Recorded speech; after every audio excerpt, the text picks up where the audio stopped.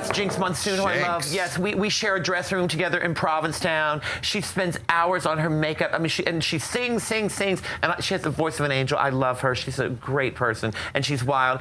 And oh, Varla.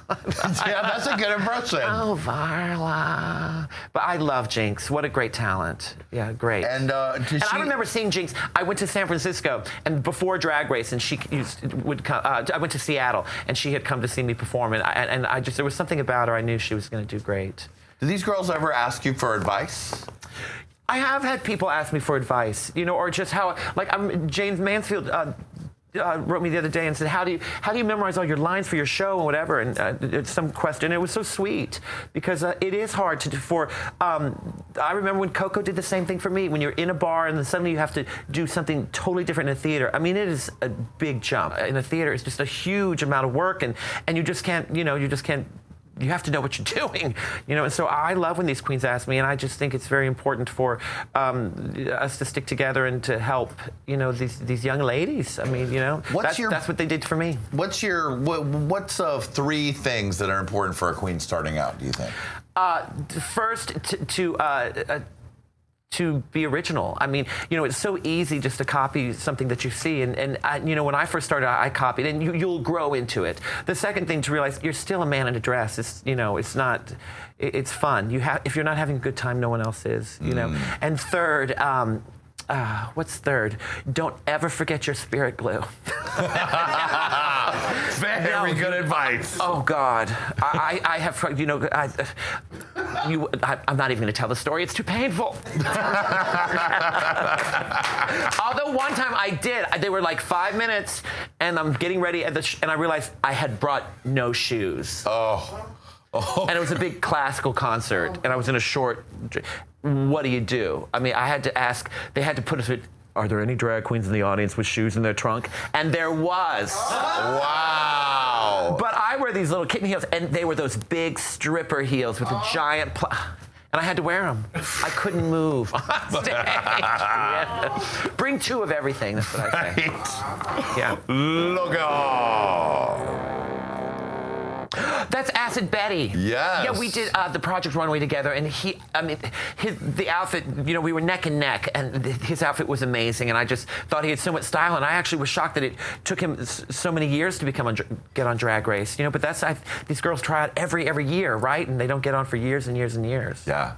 Have you had any other interactions with her other than that? We have a friend named Chris Archambault that makes these lips that he wears called Crystal Lips, and so we have a friend. Yeah, and they're amazing. These rhinestones that you put on your lips, and they're amazing. I don't know what happens if you swallow them, but sparkly poo. She is uses those lips, and so it's a mutual friend. Would you be ever interested in the much talked about Drag Race Legends season? Yes! Yes! Yeah, please, God! Oh, I can't do this forever. Oh, God. I think we have our definitive answer. No, I would. I've heard Jackie talk about it, and Jackie Beat, who is so brilliant, talk about it's like almost these silent film stars wanting to be on television, so I think it would be a lot of fun. But it would be so interesting because I've never made a dress in my life. You know what I mean? I've never done my own hair. Would Diana Ross do that? So you get a place in your career, so it would be so wild. I don't know how you make clothes, right? Yeah. Oh gosh. Oh. I can't do anything like that. I can't. All right. Well, maybe they maybe take it where you guys can bring all of your best. Yes. I just think it would be a lot of fun, and also, I don't know how. I think for their demographic, it's like 18 to 24-year-olds, and we're all old ladies. But it would be wild and I think fun to do. I think it would be a lot of fun. The greatest old ladies that there ever has been. And I love the show. I keep up with the show, and you have to. It's pop culture. It's huge pop culture. It's for a joke, for a punchline, you have to watch that show. You have to. Look out! Oh, that's my daughter. That's Ben de la Creme, you know, who is a wonderful, wonderful person and a great performer. And we actually may be doing a mother-daughter thing coming up. Really? Yes, I've talked with Peaches in San Francisco. We might do something. So I hope so. Yeah, I know. That would be Let me good. in on it. I know. Wouldn't that be great? Now, were you watching All Stars with the same shock and awe when Ben quit the competition?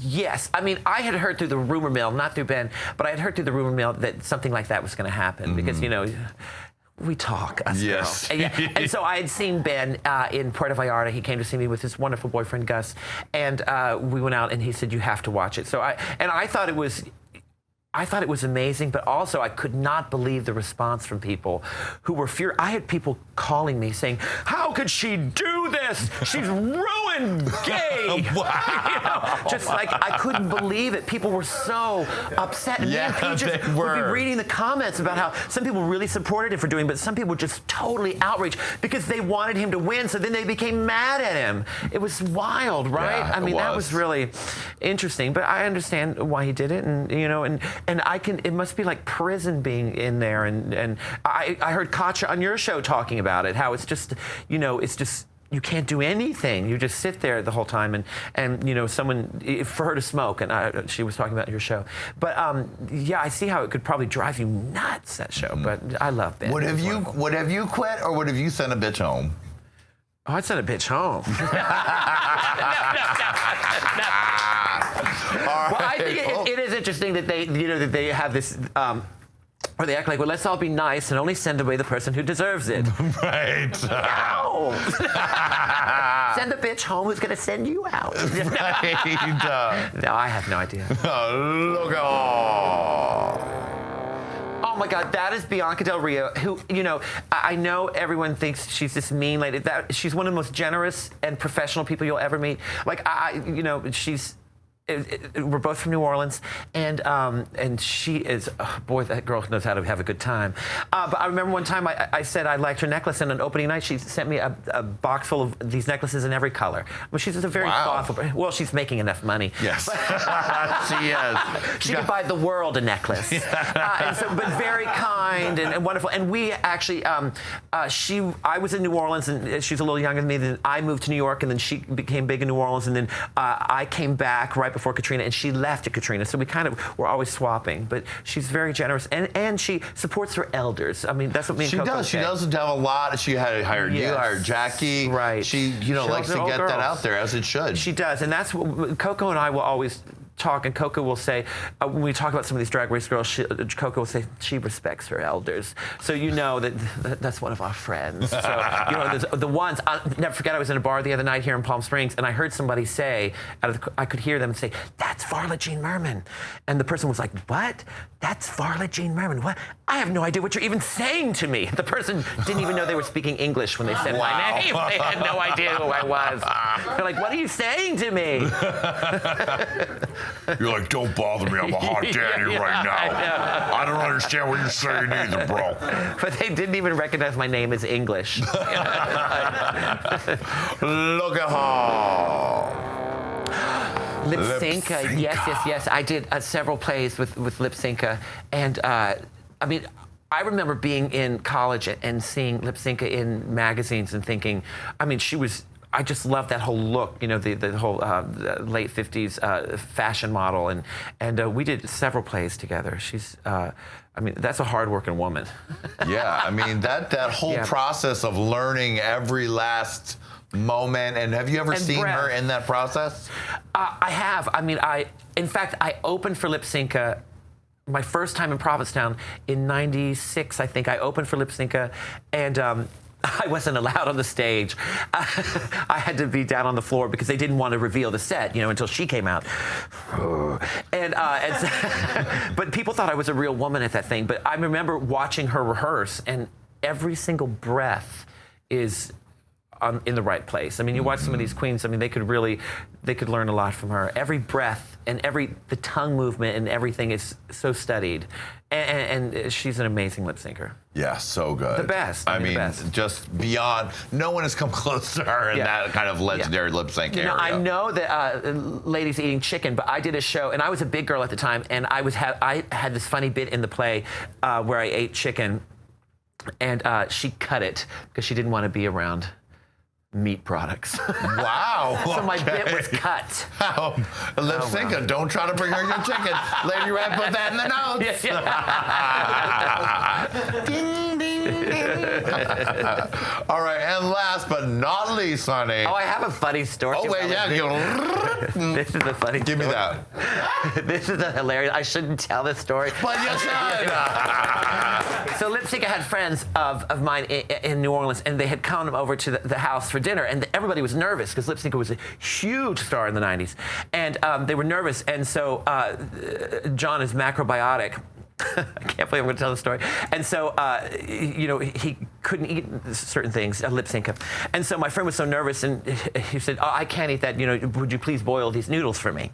And so he gets all nervous and says, "Well, can you drink wine?" And I guess she said, "Good wine." So he went to the toilet and took the water out of the toilet to boil her noodles in.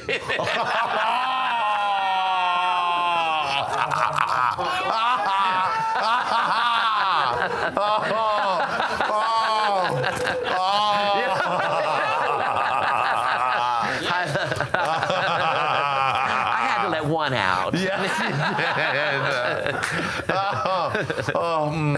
me just savor that. This is toilet water. Okay, last but not least, logo. Oh, Miss Coco Peru, who is amazing, who inspired me to perform. And, you know, I said earlier that, you know, I heard of her when I was living in New Orleans, and my friend had moved to New York, and she was doing this amazing show, and a kind, wonderful person, and the best. I mean, the best. What's one thing we wouldn't know about Coco? You know, you kind of know everything about Coco. I mean, Coco is exactly off stage who she is on stage. It's just a little more amplified. But, you know, she, I mean, she's just always honest. I mean, I just can't explain it. And, I mean, I would remember going to her shows weeping and then laughing. I mean, I've never seen anyone be able to turn an audience so quickly. And just a genius writer, a genius writer. I mean, these queens on Drag Race that may not want to lip sync, may not want to sing, they should see Miss Coco, because as a writer, as a monologuist, you know, she's just a genius. And so there's other options out there. I mean, people who do drag, you don't necessarily have to, if you can't sing, it doesn't matter. If you can't, you know, you can find something to do. I mean, if you want to perform, you can find something out there. And with that, you have to know your elders. You have to know what's been done and see what inspires you, you know? Good advice for the children from the legend, VARLA JEAN MERMAN. It has been a true pleasure to have you on the show. So fun, so gorgeous. Everybody run to see you right now in Palm Springs. Yes, Palm Springs, and then in New Orleans. I'm doing a tour in New York in May, and then after that, I'm in Provincetown all summer. Right, so that's where you're going to want to go, Provincetown. Make sure you check out VARLA JEAN MERMAN. Thank you so much for being here. Thank you, has baby. been a delight. Thank you, Lady Red. Thank you, Mr. Adam Josephita. Thank you, Go to Bed Wigs. And thank all of you out there. We love you, and we'll see you next time on Hey Qween, and look out. Bye, baby. Look out. VARLA JEAN, that red. Extra fun. And shake it, lady. Look out. Bye, baby.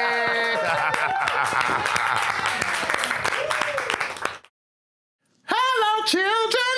Click here. Click here. And subscribe. You're welcome.